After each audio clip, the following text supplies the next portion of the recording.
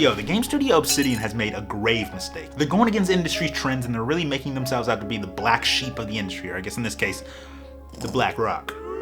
They've recently just laid out their strategy for the future and it's reasonable. They say they want the studio to last for 100 years and they're gonna take the tortoise method instead of the hare method, but we all know how that story goes. The tortoise loses because it's very slow, and hares are very fast. Sure, Obsidian might have cut through all the noise with their reasonable strategy, and some might even say it's safe and maybe the best way to reduce risk.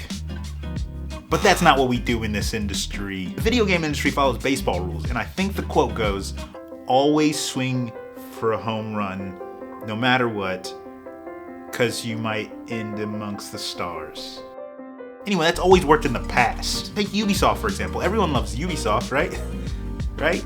Just last year, they made a beautiful and super fun 2D side-scrolling Metroidvania. Unironically, Prince of Persia: The Lost Crown is a great game. And it sold 1 million copies, which I mean is pretty good for that genre, right? That's more copies than Hollow Knight sold in its first year. And that's one of the best games to do it. I really loved the game. I was looking forward to a sequel, maybe something we could wait for like Silksong for 1 billion years. But, you know, we don't have to wait because Ubisoft shut down the studio for underperformance.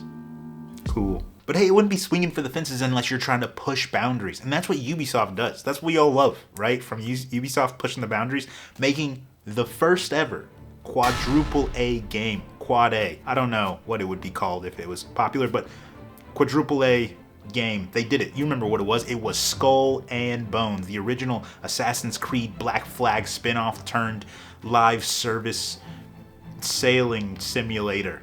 It's rumored that they spent over $500 million on that game. Certainly on that, they must have made their money back, right? Let's check the concurrent players. Okay, let's check it out. Skull and Bones, Steam DB. Okay, well, it's not looking good. 2,615 all-time peak.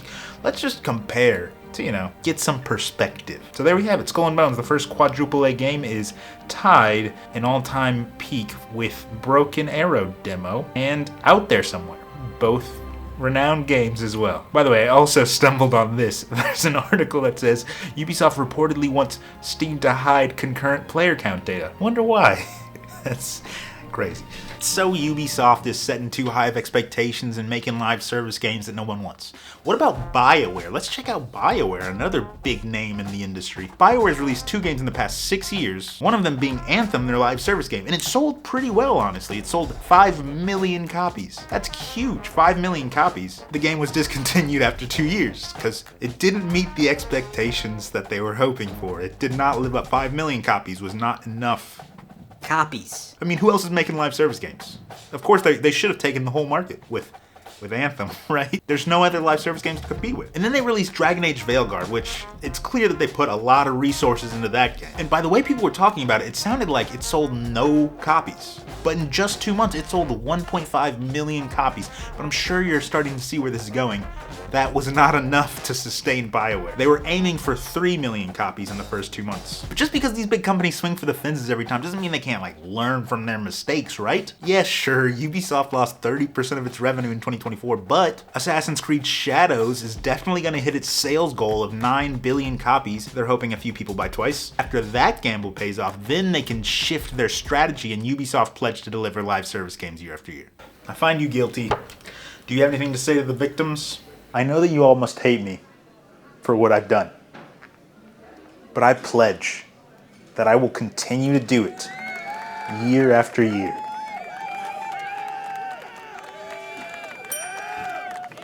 But certainly BioWare, after 2 underperformers in a row, spread over several years, they're not gonna bet it all on Mass Effect 5? What? Well, you know, in America we say, go big or go home. Well, I guess more aptly now it's go big, then go home, because the debilitating layoffs. So when Obsidian says, hey, maybe we don't want to do that, it's like, Are you even American though? Obsidian's strategy is innovative and risky, and we'll have to wait 100 years to see if it pans out. They want to set reasonable budgets and expectations. I know it's confusing, but I'll break it down. They say they want to stay lean and invested, which means they essentially just don't want to grow their staff so fast that people start feeling like cogs in the machine. They want to try to keep the team tight to maintain the culture. They've also come up with this novel idea of spending time to figure out how much a game should cost. They call it budgeting. This is the funniest part for me. Personally, when they look for their goals, they're saying they want mild success, which, I mean, isn't that what we all want? That's how I live my life. I'm looking for mild success on YouTube. Almost 2,000 subscribers. It's happening soon, hopefully. So yeah, mild success, I would say. And also they're trying to build institutional knowledge. They're essentially just trying to keep turnover as low as possible. Reading about this part made me think a lot about Nintendo.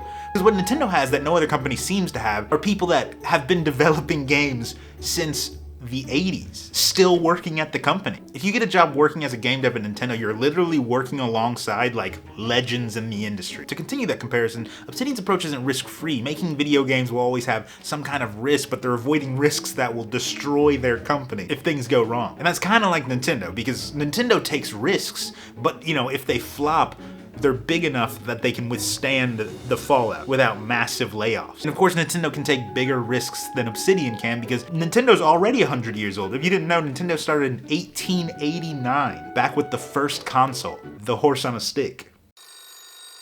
Hello? Yeah, you getting on? Yeah, I'm about to hop on.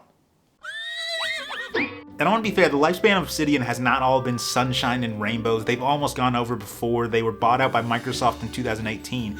But in the past like 6 years, you can kind of see that strategy in the works. They've made 4 games since 2019, all getting like, you know, pretty good reviews. None of them having microtransactions. So that kind of shows you that they don't need them to make their next game. We know that Microsoft's not afraid of like cutting off studios. So, I mean, apparently Obsidian's good for them. By the way, when I was researching Obsidian's past, they had 5 founders, 3 of whom were named Chris. What a nightmare. Can you believe that? Those Chris's had to work with non-Chris's. Feel sorry for them. 60% of their team was named Chris. That's a lot of Chris's. I mean, Jesus Chris. I've never worked with a different Terrence, so I don't know how they kept them all straight. Like, how did they not get crisscrossed?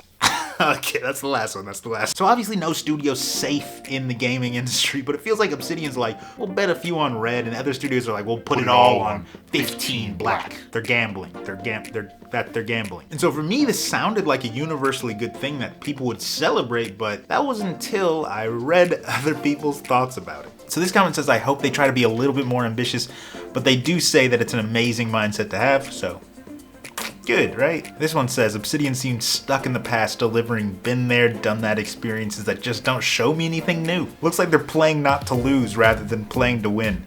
This is a mindset of L's. Hope it works for them, but churning out yearly game that sells for billions seems like a better team to be on. Yeah, all you have to do is make a game that sells billions. Easy.